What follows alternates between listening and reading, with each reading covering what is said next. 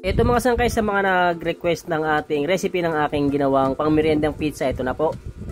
Una natin gagawin syempre yung ating crust. Ayan, asukal, yeast, asin, powder milk. Maglagay din tayo ng tubig. Sunod natin yung margarine. At tunawin muna natin yung asukal dito sa ating nilagay na sa palanggana. Habang ginagawa natin itong ating pizza ay huwag kalimutan mag-like at share natin yung ating video. At pakifollow na rin po ng aking page kung sakaling kayo hindi pa nakapag-follow. Next natin lalagyan yung ating harina. 3/4 na first class flour at 1/4 na third class flour. Bali bubuuhin lamang natin yung ating crust na ginagawa. So bali sa pagpapakinis gagamitan ko ito ng dough roller para mas mabilis ko mapakinis. Hindi naman totally makinis mga sangkay dahil hindi naman natin ito gagawing buns or loaf bread. So bali may dan lamang natin ng mga isang minuto sa dough roller ay pwede na po yan. So bali kung sakaling wala kayong dough roller, pwede naman pong mano-mano proseso. Kahit hindi, inuulit ko, kahit hindi ganun kakinis, basta mamasa lang natin ng medyo makinis-kinis lang, pwede na po yan. At ito na nga, pagkatapos ating maidaan sa ating dough roller, kung mapapansin nyo hindi siya makinis, ay okay na po yan. So bali ito sa part na to is natin ko lang sa 4 dahil 4 na bilog po yung gagawin ko na pizza na pang merienda. So bali dito sa part na to is ibibilogin ko lamang na parang buns pagbilog. So bali hindi naman kailangan sobrang higpit, tama lang na mabilog natin mga sangkay.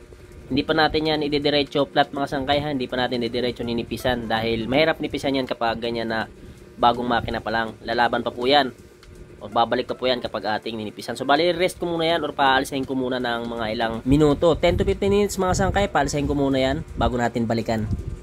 At eto na nga mga sangkay, pagkatapos natin ipahinga, mapapansin nyo is medyo umalsa or umangat.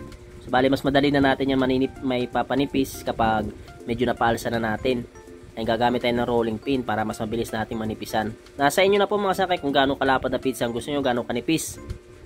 So bali dito sa part na to, pagkatapos natin mapanipisan yan, yan. Wala tayong lanerang bilog dyan mga sangkay. So bali tayo na lang magtansya na mabilog natin yung ating crust gamit yung ating tray. Diyan natin ilalagay yung ating pizza. Dahil wala tayong lanera yung bilog na pang pizza talaga na lanera. So bali dito is tayo na lang magtansya para mabilog natin. Kung gusto nyo pwede na ring rectangle. Kung pangkain lang naman, di ba? At pagkatapos na ating manipisan yung ating mga crust, is nasa inyo na rin po kung gaano kakapal na crust ang gusto nyo. So bali ito dito sa part na to is i-rest ko muna yan kasi gusto ko mas makapal na crust yung aking makakain kapag kumakain ako ng pizza. Kaya ito mga sangkay, i-rest ko muna yan. Tusok-tusokan lang natin ng tinidor. At ito na, napahinga ko lamang ng 1 hour and 10 minutes mga sangkay. Salang na natin yung ating pizza crust. So bali sa pagsalang ko dito mga sangkay, hindi ko naman totally lulutuin. Yung mapipigilan lamang yung kanyang pag-alsa. Ganyan lamang po yung pagsalang ko dyan ng ating crust. Dahil kapag nalagyan natin ng toppings yan, ay isasalang po ulit natin. Kung mapapansin nyo, puti pa yung ating nilutong crust. So bali ito dito sa part na to is hindi ko pa ulit may sasalang. So kaya niluto ko muna yung crust para hindi lamang siya masobran sa alsa or kapal itong ating crust. At eto na nga mga sangkay, dahil wala na akong ginagawa, sinunod ko na yung aking pizza. Eto na, naglagay tayo ng, bali yung linagay kong sauce dito mga sangkay is sweet style spaghetti sauce. So nasa inyo na rin po kung anong sauce ang gusto nyo ilagay. So bali ito is idea lamang yung video natin sa paggawa ng pizza. So bali kahit anong brand naman ng sauce or toppings ang gusto nyo ilagay, pwede naman po. At naglagay ako dito ng cheese. Cheddar cheese po yung ginamit ko dito mga sangkay.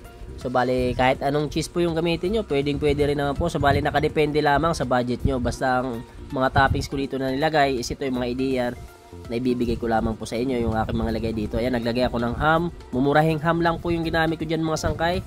At naglagay na rin ako ng hotdog para maiba-iba naman yung hugis ng aking mga toppings. Ayan, kung mapapansin nyo, hotdog mga sangkay, dalawang hotdog lang yan. Dalawang haba ng hotdog lamang yan mga sangkay, yung jumbo, at isang pack lamang po ng ham yung aking nilagay dyan.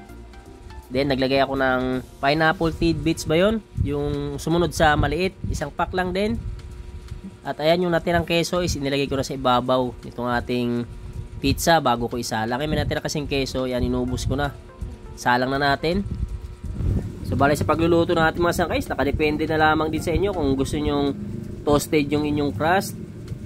So bali dito sa akin, mas gusto ko medyo toasted mga sangkay. Kung mapapansin nyo naman sa gilid yan, kapag pula na yung crust nyo, ayan, alisin nyo na kapag medyo toasted yung gusto nyo.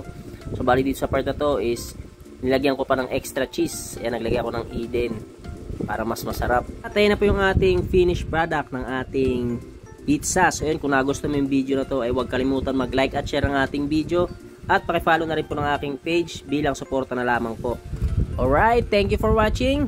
See you on my next video. Tara, merienda!